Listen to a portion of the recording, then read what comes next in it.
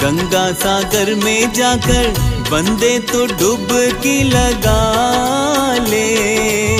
मकर संक्रांति यूं मना के बंदे थोड़ा सा पुण्य कमा ले।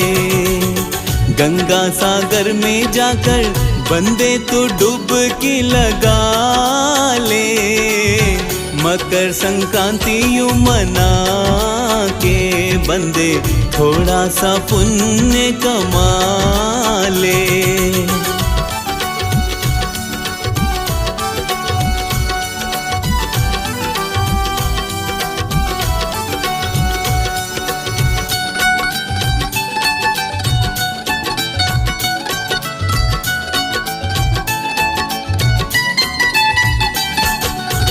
गोमुख से गंगा चल के आई यहाँ पर।